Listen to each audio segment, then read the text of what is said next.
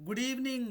Today I would like to explain one day international workshop on quantum computing for cyber security, next generation applications with artificial intelligence and machine learning and deep learning techniques.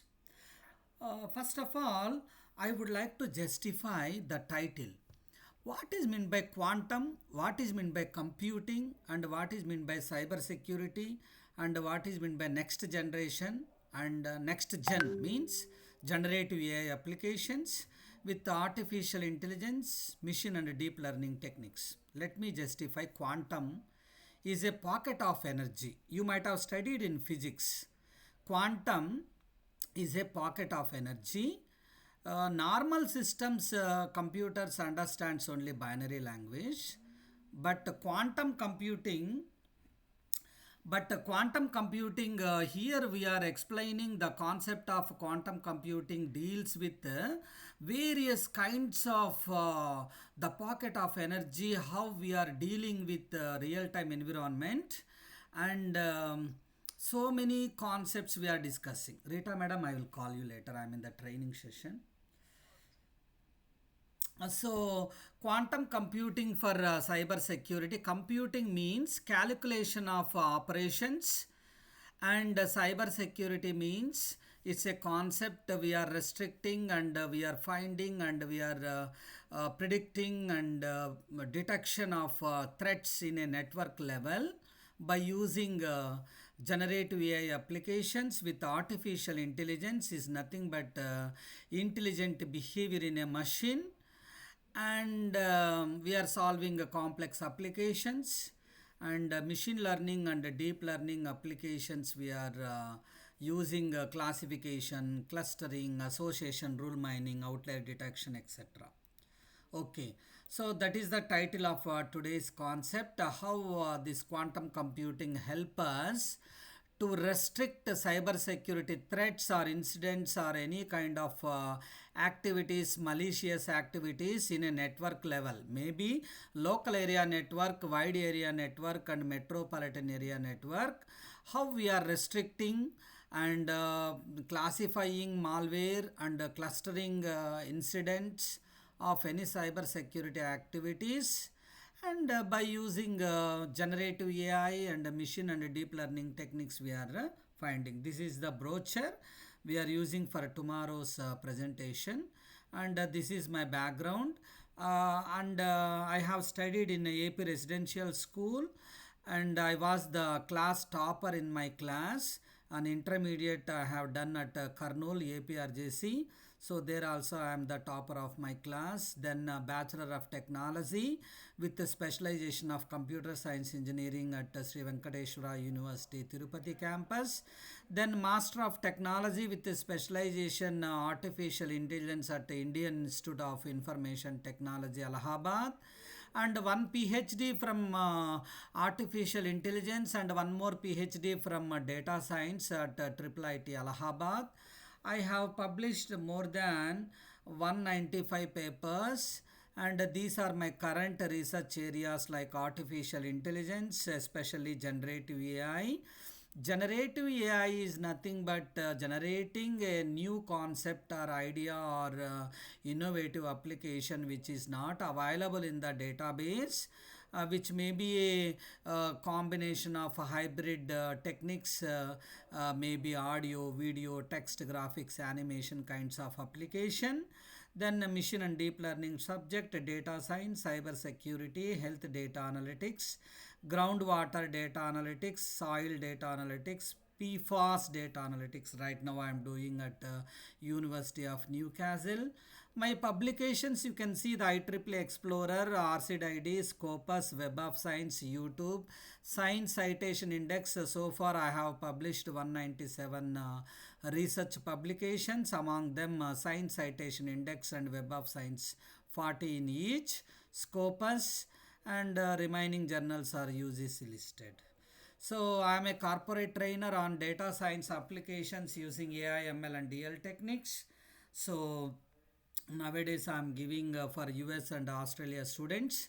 I am a corporate trainer on generative AI applications using ML and DL techniques.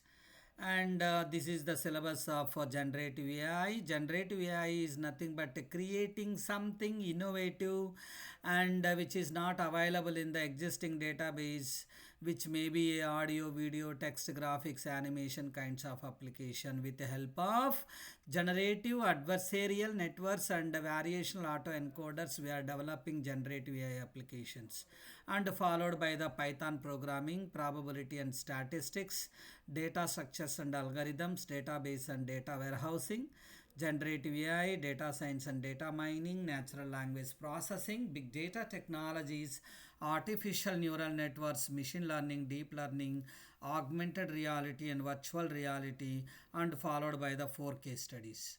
I'm a corporate trainer on cyber security applications using ML and DL techniques, and I'm using a statistical AI models in order to perform prediction, classification, clustering, outlier detection on various cyber security threats.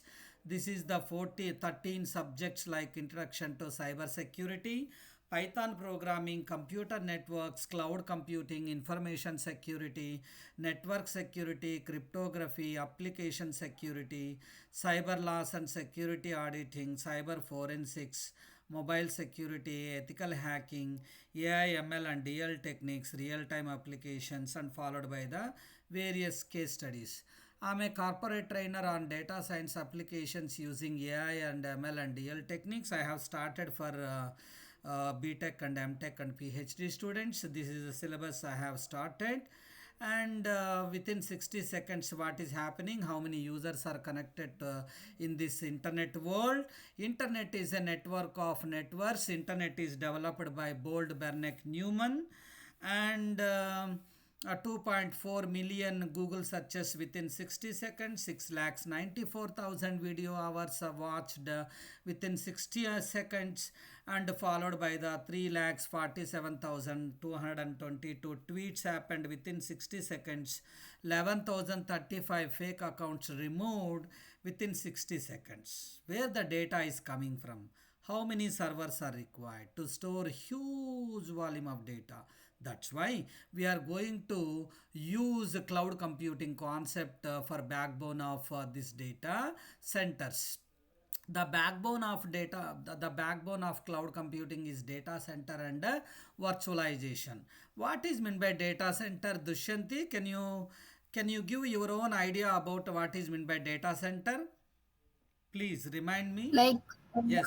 different companies will have their own data center, sir. Perfect, Nana. Perfect, It will, perfect. it And is like housing the computer yes, servers. perfect, perfect. Data center is nothing but storing of a huge volume of computing servers at one place. Collection of high integrated servers at one place is called a data center, and we are storing huge volume of data, and the cloud computing backbone is data center and virtualization is the ability to perform multiple tasks in a single system with the help of hypervisor, Zen, virtual iron, etc. These are the popular virtualization technologies we are using. And see the statistics of this worldometer. You can find current world population. If you click this URL, uniform resource locator is called URL, you will get a number of statistics. Same thing I have incorporated in this internet livestats.com, that is internet users in the world. Can you see the total number of websites opened, email sent today, Google searches today, blog post written today, tweet sent? So this is the statistics we can see, internet live statistics.com. So same thing I have incorporated in this worldometers.info. So same thing I have incorporated in the PowerPoint presentation. The number of users are increasing. That means automatically we are increasing the size of the data center. That is called internet live statistics of any data center. So computer understands only ones and zeros, because if you press capital A, system cannot understand it. Internally it converts into ASCII format. ASCII stands for American Standard Code for Information Interchange. There are 108 keys are presented in the keyboard, each key having its own ASCII value. Capital A value is 65, and if you do binary equivalent of divided by 2, we are getting binary equivalent number is 10001. That is a capital A value. That means computer understands only ones and zeros. 1 bit is equal to 0 or 1, 4 bits is equal to 1 nibble, 8 bits is equal to 1 byte, 4 bytes equal to 1 word, 4 words equal to 1024 bytes, 1024 bytes is equal to 1 kilobyte.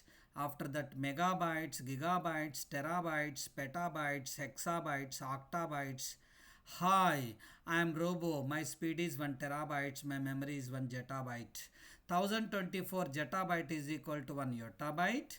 And as today also I have searched in the internet, is there any terminology is presented, jargon of measuring the data? Yes, there are two more terminologies presented. 1024 yottabyte is equal to 1 brontobyte. 1024 brontobyte is equal to 1 geobyte. 1024 geobyte is equal to infinity. So this is the way we are measuring a huge volume of data in a system, server and data center.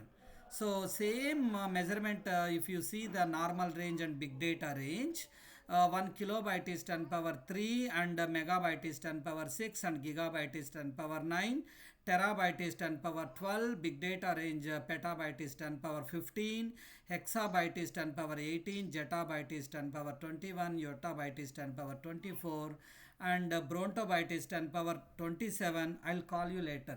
I'm in the session. So brontobyte is 10 power 27, and geobyte is 10 power 30. This is the way we are measuring the data in a system, server and data center. So data science training used to give 13 subjects, core subjects, and followed by the 4 case studies. This is the syllabus of introduction to data science. Then followed by the Python programming syllabus. Up to 11 topics, it is core Python programming, and 12th concept is a standard library, that is advanced Python programming. These are the top 10 worldwide libraries in Python programming, and Python for everything. Yesterday I have explained the complete packages, and I have sent my PowerPoint presentation to you.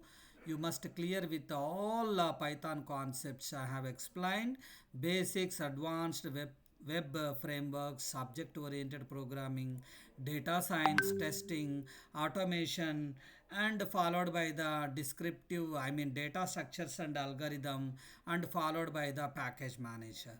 So statistics syllabus, we need to concentrate regression analysis like linear regression, nonlinear regression, logistic regression, and followed by the data structures and algorithm. There are two important data structures types like linear data structures and nonlinear data structures, and there are 4 approaches we are using like dynamic divide and conquer approach, dynamic programming, greedy approach, and branch and bound.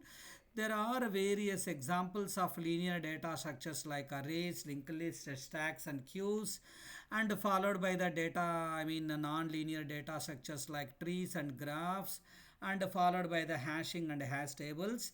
There are various algorithms under sorting algorithms like the most important quick sort, merge sort, bubble sort. Searching algorithms, the best one is binary search, linear search, and approaches like dynamic programming, greedy algorithms, divide and conquer approach, etc. Then I have explained a database management system and warehousing. Collection of interrelated data is called database. Storing of huge volume of data in a system, server and data center is called data warehousing.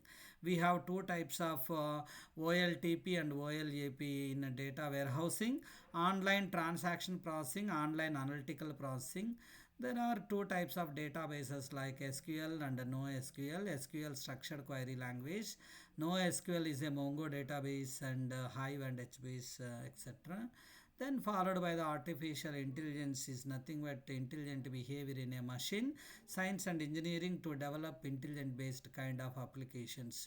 There are 50 concepts in artificial intelligence.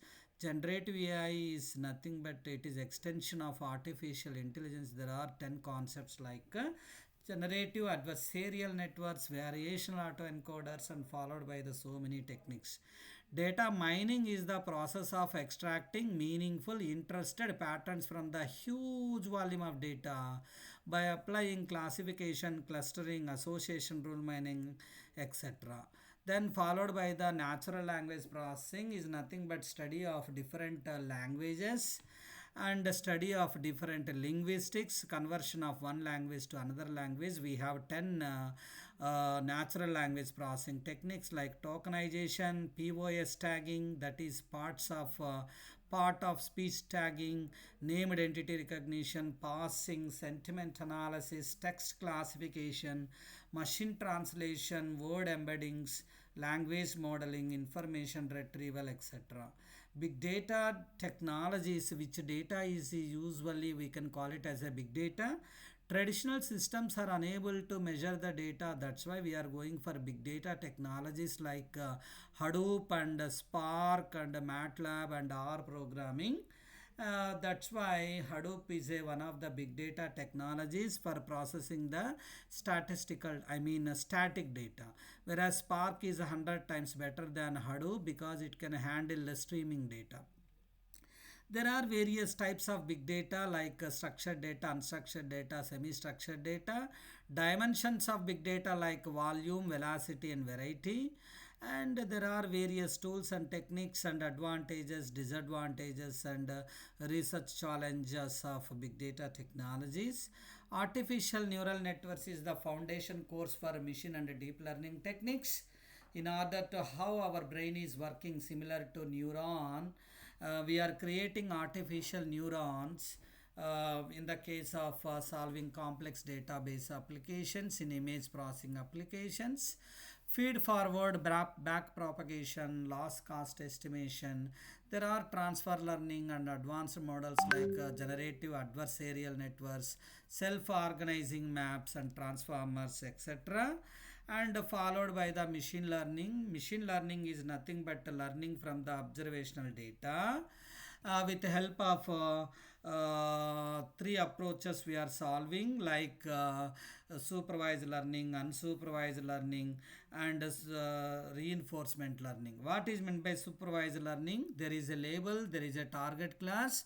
Based on a label and target class we are classifying the data, and there are various techniques like support vector machine and Bayesian networks, random forest, etc. Unsupervised learning means there is you can call it as uh, there is no label, there is no target class, but I would like to classify the data based on the similarity measure. How do you can calculate similarity measure? With help of Euclidean distance like square root of x1 minus x2 whole square plus y1 minus y2 whole square. We have unsupervised learning like k-means clustering, c-means clustering, fuzzy c-means clustering, etc. And followed by the reinforcement learning, learning from the mistakes, and we are solving based on the punishment and reward, we are solving the problems. That is called reinforcement learning, especially in gaming applications. Then the last but one topic is deep learning. Deep learning is nothing but learning from the observational data. In order to solve complex database applications, we are using convolutional neural networks, recurrent neural networks, long short-term memory techniques, generative adversarial networks, explainable AI, federated learning, privacy preserving AI, and transfer learning, etc. Then the last topic is augmented reality and virtual reality. We are solving various kinds of immersive environment applications, spatial audio applications, AR cloud and SLM applications in especially healthcare, education, and industry. And these are the various case studies so far I have executed under data science and artificial intelligence. Nearly 153 projects we have completed. Then this is very interesting application question. If I ask when is your date of birth, immediately saying 15th July 1978, that is my date of birth. But if I am asking the question when is your death date, you will get angry because now all the scientists are finding humans death date by using life to vector model. How we can use this life to vector model is nothing but simplified version of the reality. It uses advanced machine and deep learning techniques to generate vector representation that capture contextually rich information about various aspects of life. It takes input such as biological data, date of birth, lifestyle factors, and environmental influences to predict an individual's potential lifespan. Biological, I'm giving as input data like biological data, date of birth, name, height, weight, lifestyle factors, genes, the exercises, and the food habits. So many things I'm taking as a parameter. If you are increasing number of constraints, automatically your life will output lifespan will be increasing. Then this is the program. Write a Python program to find the death date of a person by using his input data like date of birth, age, weight, body mass index, and followed by the food habits and exercises, etc. So actual lifespan is 70. Then you are changing the predicted lifespan of life to vector is 77 years.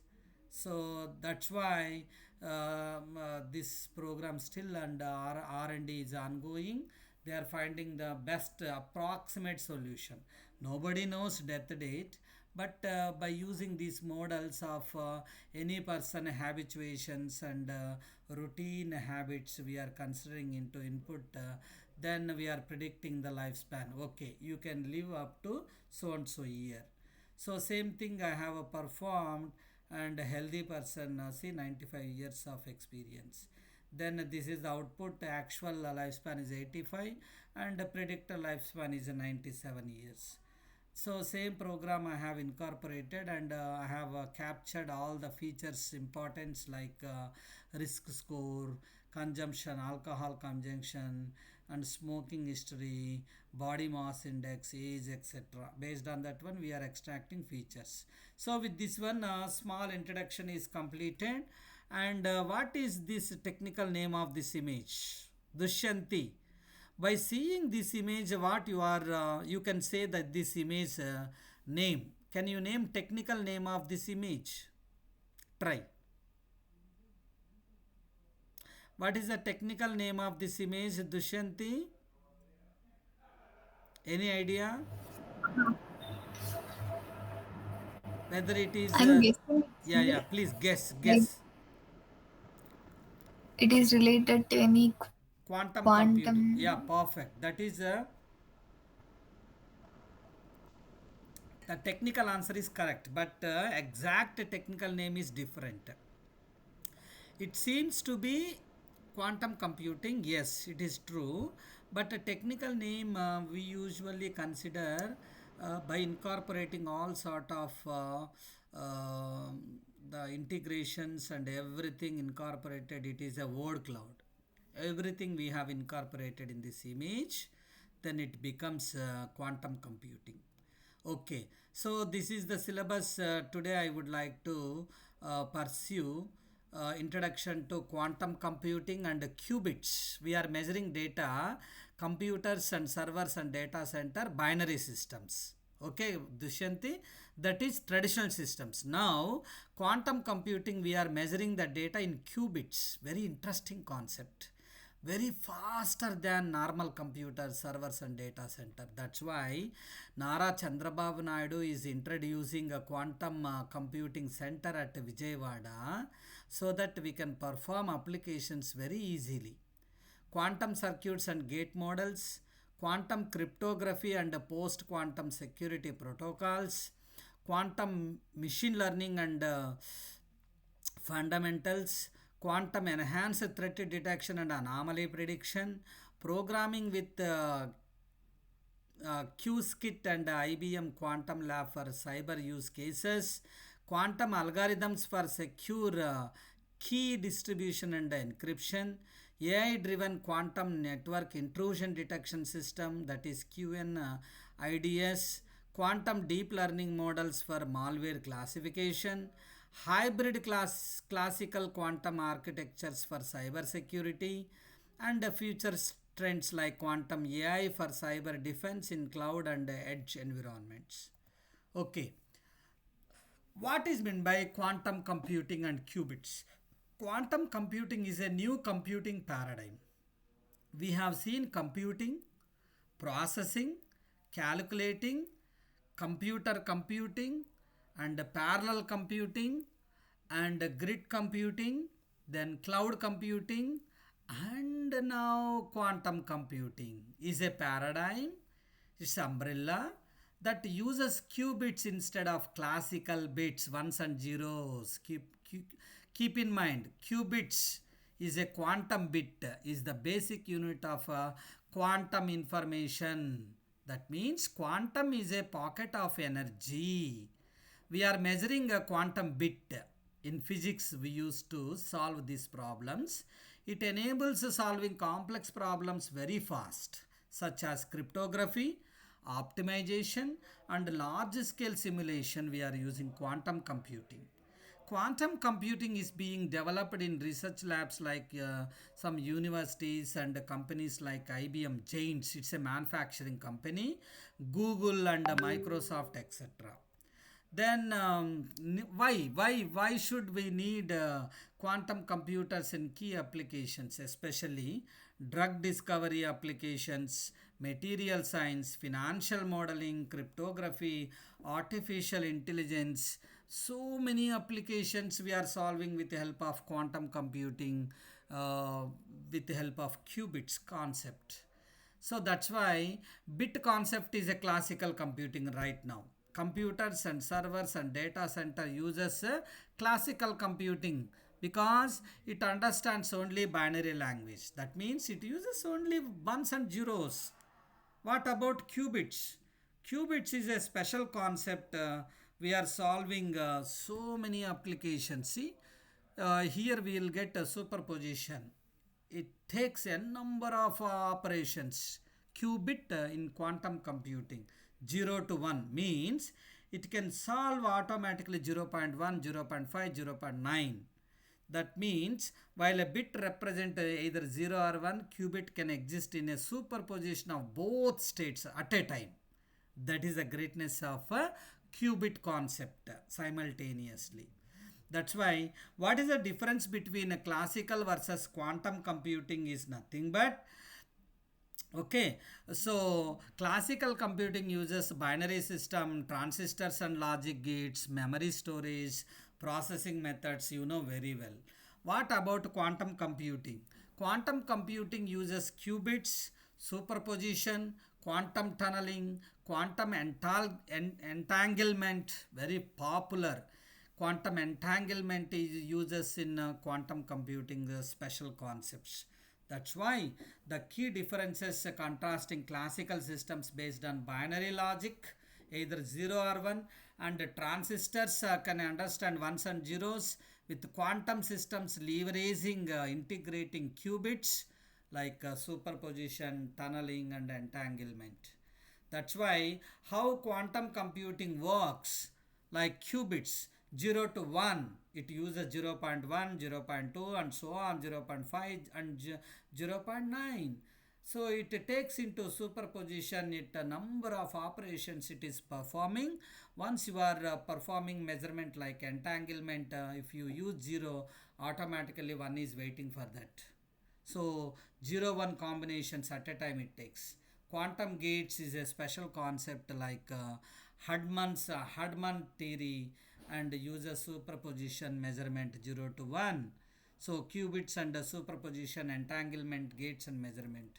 So that's why Hadamard gate puts qubit in superposition, and C naught gate copies phase to create entanglement.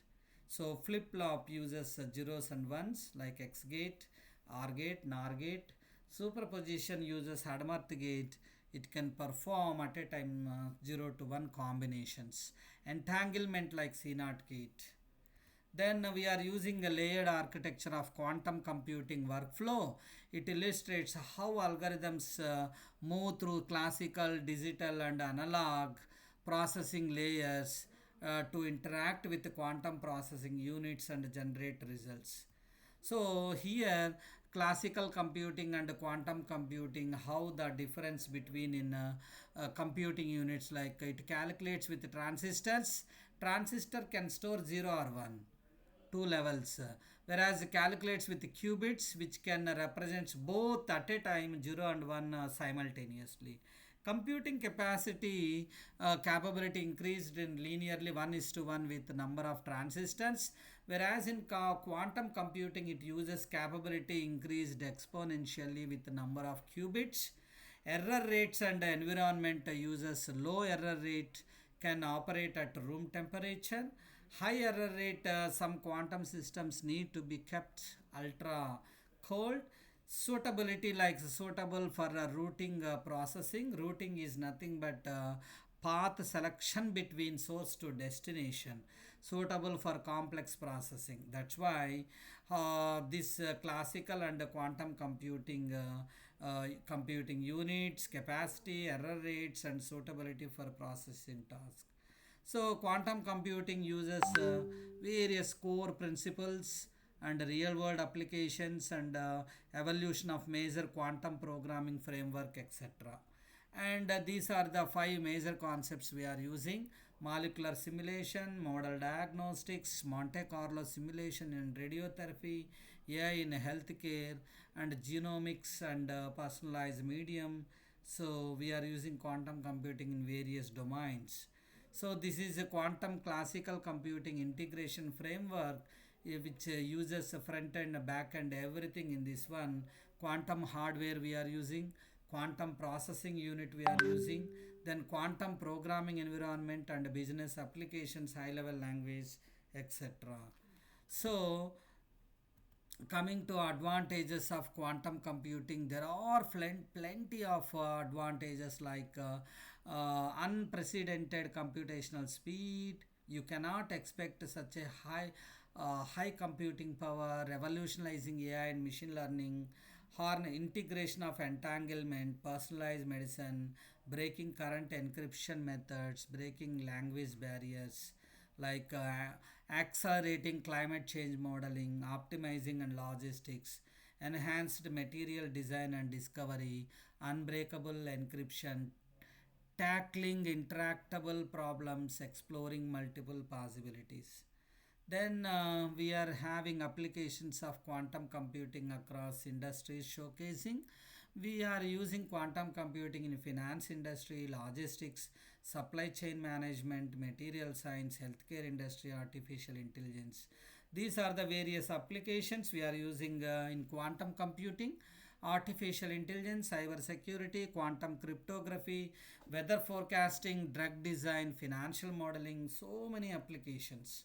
These are the challenges, like still R&D is ongoing: quantum supremacy, quantum error correction, quantum ethics and security, quantum decoherence, qubit scalability, quantum software development, noise and inference, interference, quantum communication, and quantum hardware reliability, etc. So these are the few more challenges, like hardware development, classical computer interfaces, standards and protocols, trained talent and scalability, error correction, quantum decoherence, algorithm development, etc. So with this one, I am closing today's session, Dushanti. This is a theory part, especially in quantum computing. Tomorrow I will start with practicals on this quantum computing. Please attend tomorrow. If possible, otherwise no problem, you will get certificate Okay. automatically. I am providing certificate and material on this international workshop from through University of Newcastle. Amma, can I stop here? Okay. Theory, any doubt?